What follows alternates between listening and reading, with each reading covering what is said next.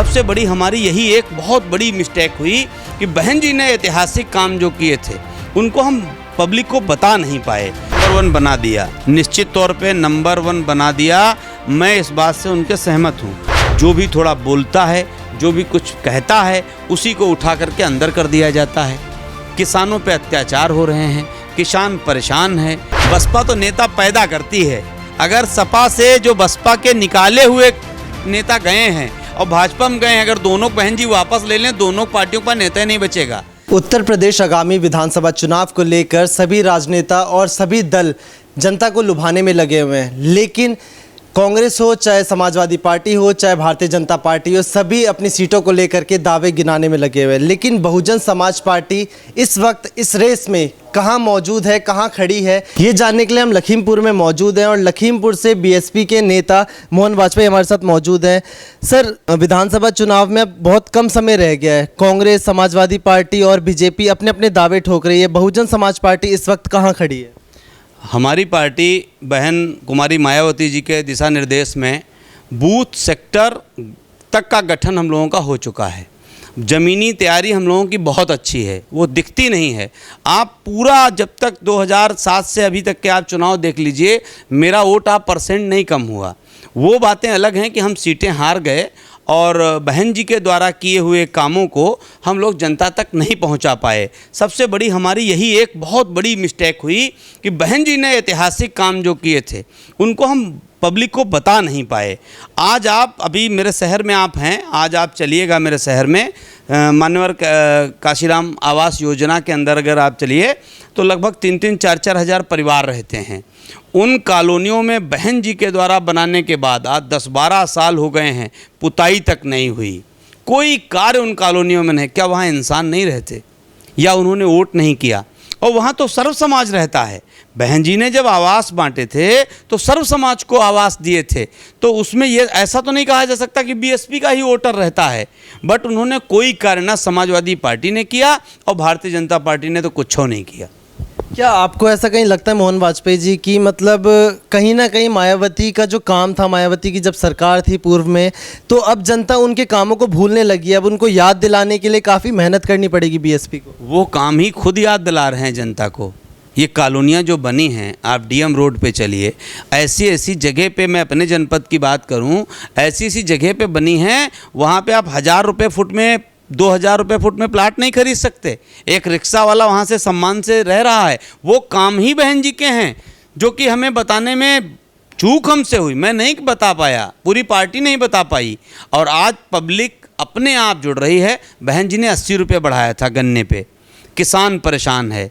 आप लोग, चूँकि आज समय नहीं आपके पास है, मेरी फेसबुक पे पड़ा है, आप वीडियो देखिए। इनकी गौशाला पे अगर एक सर्वे कर लीजिए, आप जिलेवार सर्वे कर रहे हैं, आप इनके जिस जिले में आप जाइए, इन्होंने अस्थाई गौशाला, स्थाई गौशाला जो बनाया उनका निरीक्षण कर लीजिए।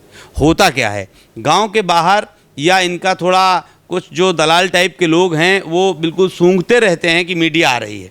वही 10-20 ठो 50 लोग खड़े हो जाते हैं आकर के, और बस वो अपना भाजपा भाजपा चिल्लाते हैं। डीपली अगर आपको जाना है, जो आर्थिक रूप से बहुत कमज़ोर लोग हैं, जिनके यहाँ आज भी आप देखोगे छप्पर पड़ा है, उनसे पूछिए आप किसके वोटर हो। वो बीएसपी का वोटर है। और इस समय जब से माननीय सतीश मिश्रा जी ने एक मिशन चालू किया था बहन जी के निर्देश पे, ब्राह्मण समाज जागरूक होकर के इतनी अच्छी स्पीड में जुड़ चुका है जिसकी कोई सीमा ही नहीं है। आप ये समझ लीजिए, गांव-गांव किसान इसलिए भी परेशान है, एक तो उसका गन्ने का भुगतान नहीं हो रहा, मेन उसकी समस्या है। लागत, जितनी लागत लगा देता है उतना पैसा उसको मिलता भी नहीं है, और उस पर वो पैसा उधार हो जाता है। किसान कर्जा लेकर के आता है, तब वो गन्ने में अपनी पूंजी दोबारा लगाता है। खंभार खेड़ा चीनी मिल यहाँ पे है, बजाज की 3 मिलें हैं, पूरे का पूरा भुगतान ही बाकी है, पेमेंटें नहीं किया। और गौशाला का आप सर्वे कर लेंगे तो आपको नज़र आ जाएगा कि गौ माता पे सियासत करने वाले लोगों की क्या दशा है, क्या इनकी नियति थी, क्या इनकी सोच थी, और ये क्या कर रहे हैं।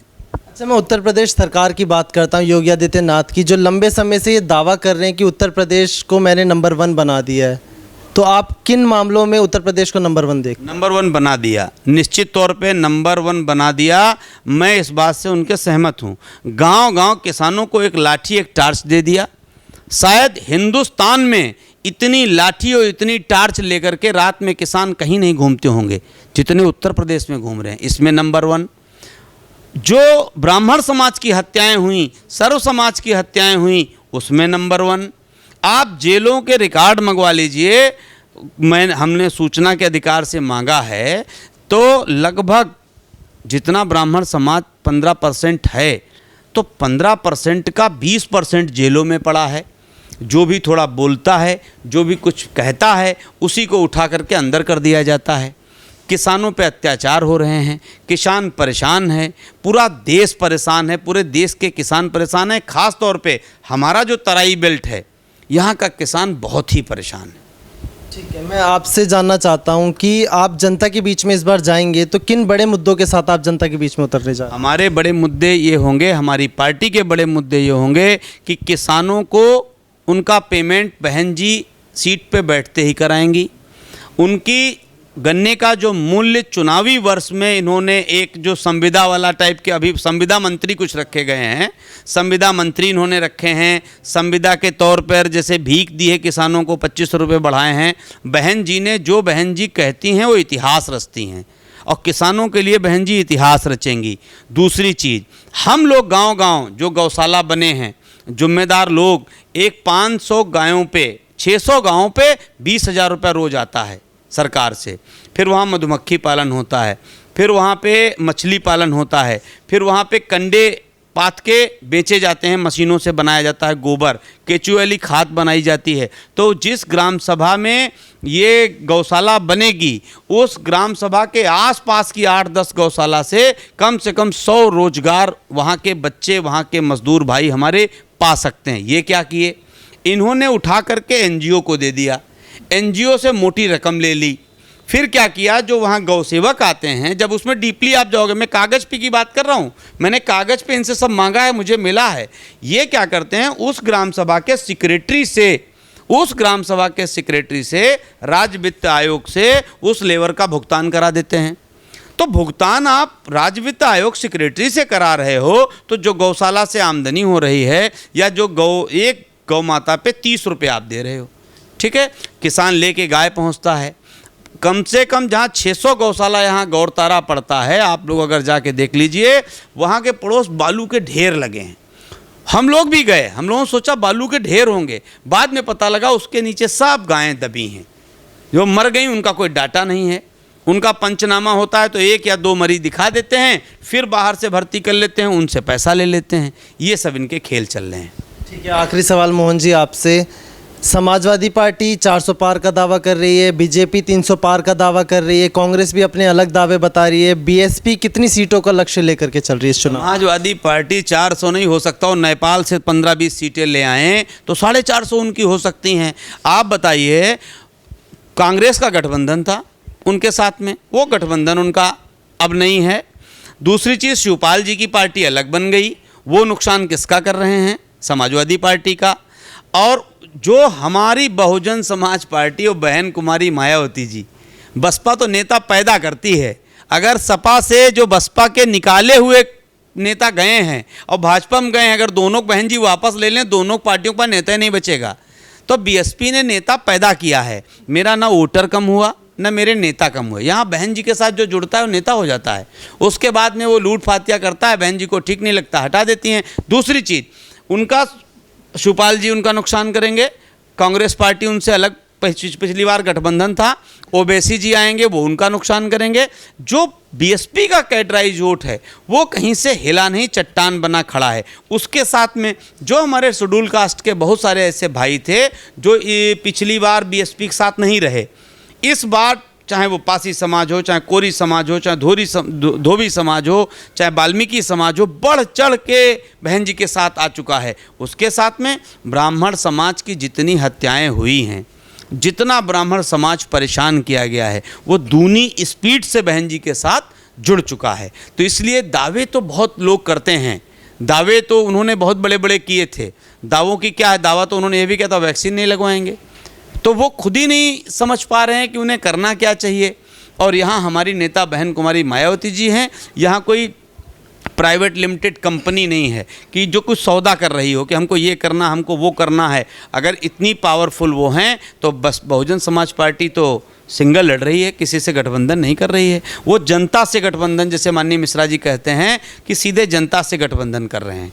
तो हमारा पूरा विश्वास है कि बहन जी की पूर्ण बहुमत की सरकार बनेगी और सबसे पहले अगर न्याय होगा तो किसानों के साथ और नौजवानों के साथ। नौजवानों की परीक्षाएं होती हैं, बच्चा अपने घर से इस 2 कोरोना में घर में खाने की स्थितियां नहीं हैं। 30-40% ऐसे परिवार हैं जिनके बच्चे पढ़ने में बड़ी तेज हैं।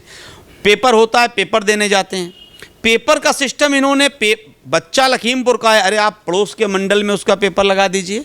वो बच्चा पेपर देने आगरा जाएगा, क्यों? क्योंकि वो आगरा जिसमें पेपर वो आगरा का छूटेगा, उसका कोई साधन नहीं आगरा पहुंचने का।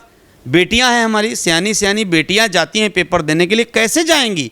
उसके बाद जैसे तैसे पेपर दे के आता है, पेपर लीक होने का इतिहास रचा है इन 4.5 सालों में। जितने पेपर लीक हुए हैं इससे पहले कभी हुए ही नहीं।